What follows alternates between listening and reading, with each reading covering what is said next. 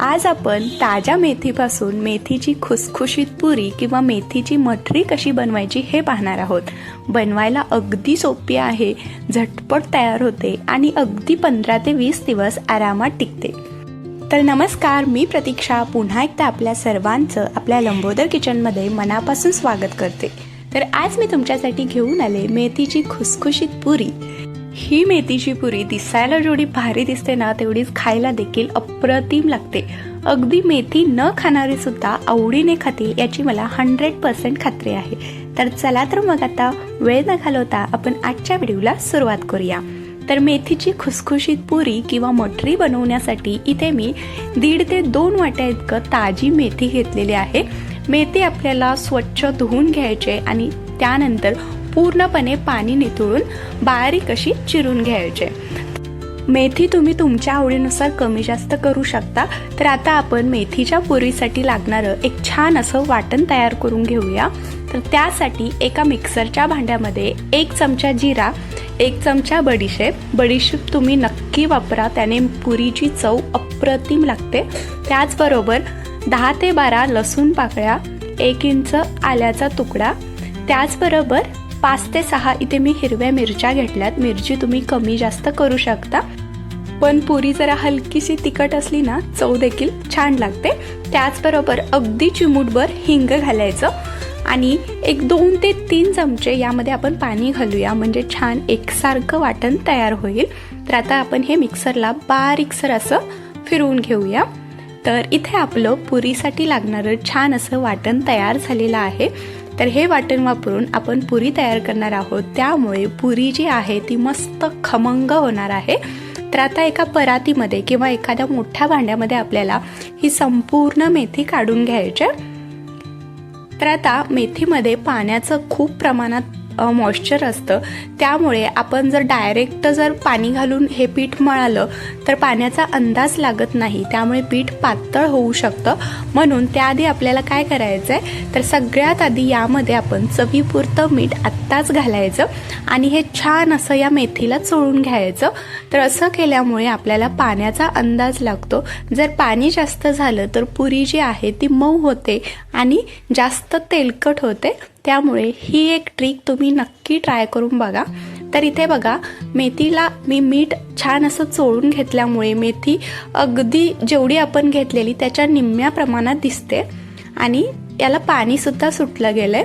आता यामध्ये आपल्याला घालायचं आहे 1.5 वाटी गव्हाचं पीठ, त्याचबरोबर त्याच वाटीने आपल्याला अर्धी वाटी बेसन घालायचं आहे। बेसन घातल्यामुळे पुरी छान खमंग होते।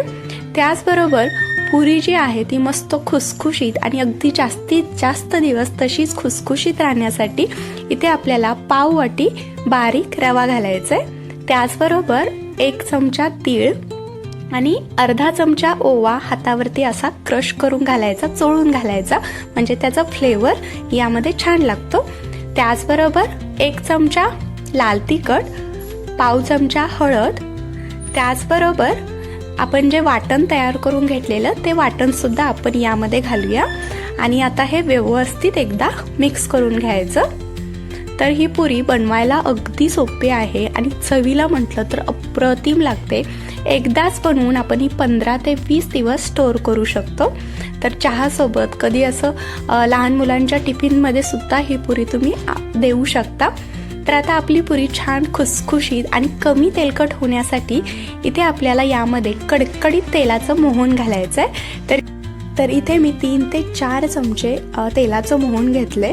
तर ह्यामध्ये हे घालायचं आणि हे सुरुवातीला चमच्याने मिक्स करून घ्यायचं, म्हणजे हाताला चटके बसणार नाहीत।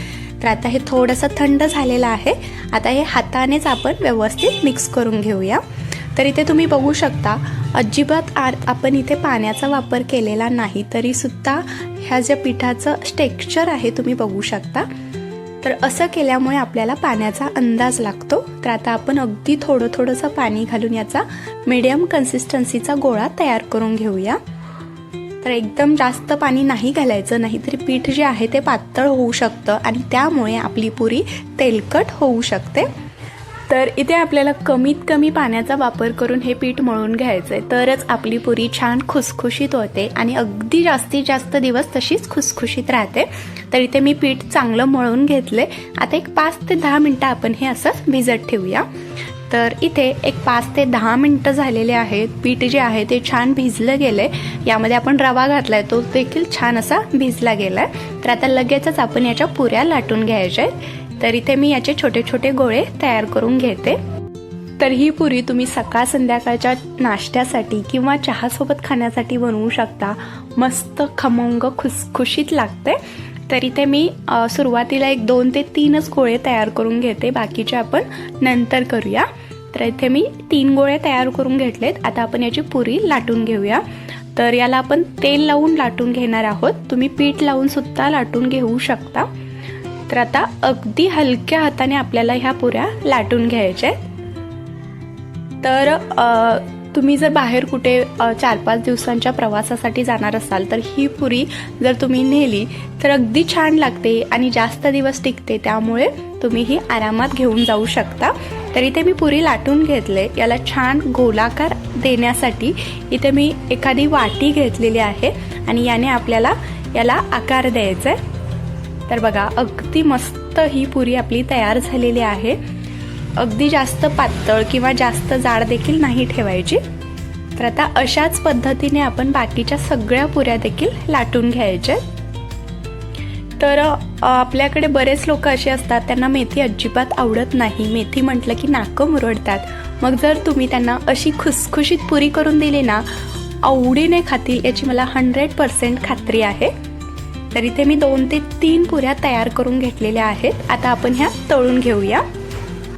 तर इकडे मी लो मिडियम गॅसवरती तेलसुद्धा गरम करण्यासाठी ठेवलेलं. तेल चांगलं गरम झालेलं आहे. यामध्ये आपण एक छोटासा तुकडा टाकून बघूया. तर याला अगदी एकसारखे बुडबुडे येतात आणि हे पटकन अगदी वरती येत आहे. याचाच अर्थ तेल चांगलं गरम झालेलं आहे. आता यामध्ये आपण एक एक पुरी तळून घेऊया. तर आता आपण अगदी छान खुसखुशीत तांबूस रंगावरती ह्या पुऱ्या आपल्याला तळून घ्यायचे. जर तुम्हाला अशा प्रकारच्या पुऱ्या बनवायच्या नसतील तर काय करायचं, अगदी छोट्या छोट्या याच्या शंकरपाळ्या किंवा मठरी बनवली ना तरी देखील चालेल. तर इथे बघा, अगदी छान तांबूस रंगावरती एक पुरी आपली तळून तयार झालेली आहे. आता अशाच पद्धतीने आपण लो मिडियम गॅसवरती सगळ्या पुऱ्या तळून घ्यायच्या आहेत. तर मेथीच्या भाजीचे अनेक फायदे आहेत. पचनक्रिया सुधारते आणि मेथी शरीराला उष्ण ठेवण्याचे काम करते. त्यामुळे थंडीच्या दिवसात मेथी जरूर खावी. तर इथे आपले बघता बघता या आणखीन 2 पुऱ्या तळून तयार झालेल्या आहेत. आता याच पद्धतीने आपण बाकीच्या सगळ्या पुऱ्या तळून घेऊया. तर इथे आपली मस्त खमंग खुसखुशीत अशी ताज्या मेथीच्या पुऱ्या किंवा मेथीची मठरी तयार झालेली आहे. दिसायला जेवढी भारी दिसते, खुसखुशीत दिसते, तेवढीच खायला देखील अप्रतिम लागते. मेथी न खाणारे सुद्धा मागून ही पुरी खातील याची मला 100% खात्री आहे. तर बघा, अगदी छान झाले, खुसखुशीत झालेली आहे. तर या पद्धतीने तुम्ही देखील अशा ताज्या मेथीच्या पुऱ्या एकदा नक्की करून पहा. आणि आजचा हा व्हिडिओ तुम्हाला कसा वाटला हे मला कमेंटमध्ये नक्की कळवा. व्हिडिओ आवडला असेल तर नक्कीच लाईक करा, चॅनलला सबस्क्राईब करा. पुन्हा भेटू अशाच एका नवीन आणि छानशा रेसिपीसोबत. तोपर्यंत धन्यवाद.